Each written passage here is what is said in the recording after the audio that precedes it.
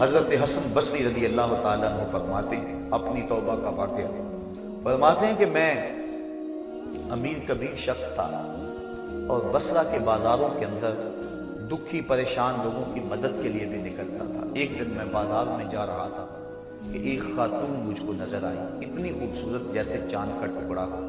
میں نے مسلسل اس کی طرف دیکھنا شروع کر دیا۔ اس نے کہا اما تستحی، تجھے حیا نہیں آتی، مجھے دیکھے جا رہے ہو؟ کہتے ہیں میں نے کہا ممن، کس سے حیا کروں؟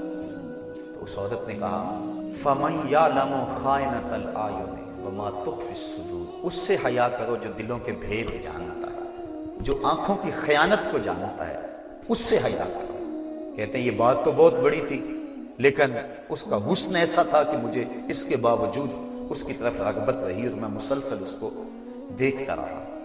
اس نے پھر مجھے کہا کہ کیا معاملہ ہے کہ تم میری طرف دیکھنا چھوڑتے نہیں ہو، کون سی چیز پسند آئی؟ تو کہتے ہیں میں نے اس کو کہا کہ تیری جھیل سی آنکھوں میں ڈوبنا چاہتا ہوں اور یہ میرے لیے ایک باعث کشش ہے۔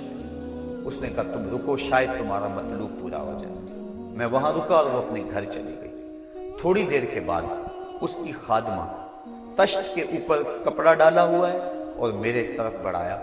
کہتے ہیں میں نے جب کپڑا اٹھایا تو اس کے اندر اس کی 2 آنکھیں تھیں اور اس کے اوپر لکھا ہوا تھا کاغذ کے ٹکڑے پہ لا اريد عینا یفتتن بسببها احدا، میں ان آنکھوں کو رکھنا ہی نہیں چاہتی جس کی سبب سے ایک مومن فتنے میں پڑ جائے۔ کہتے ہیں کہ میں نے اپنی داڑھی کو پکڑا اور زاروں کے تار رونے لگا۔ میں نے کہا اے حسن بصری تو اس عورت سے بھی گیا گزرا ہے، اتنا خوف اس کے سینے کے اندر؟ کہتے ہیں میں داڑھی کو پکڑ کے زاروں کے تار رویا اور گھر چلا گیا۔ ساری رات میں نے توبہ میں گزاری۔ جب صبح کا سپیدہ طلوع ہوا میرے دل میں خیال آیا جس نے اپنی آنکھیں وار دی اس سے بھی تو معذرت کر رہا ہوں، اللہ سے تو معافی مانگی۔ کہتے ہیں کہ میں صبح اٹھا اور جب اس عورت کے گھر کے دروازے کے قریب پہنچا تو اس کا جنازہ نکل رہا تھا۔ میں پھر بڑا پریشان ہوا، واپس آیا، سارا دن مشکل میں گزارا۔ رات جب میں سویا تو وہ عورت مجھے خواب میں ملی۔ میں نے کہا کہ مجھے کوئی وصیت کرو، تو اس نے کہا اذا خلوت فاذکر اللہ، میں تجھے وصیت یہ کرتی ہوں جب تم تنہائی میں ہوا کرو تو اللہ کو یاد کیا کرو۔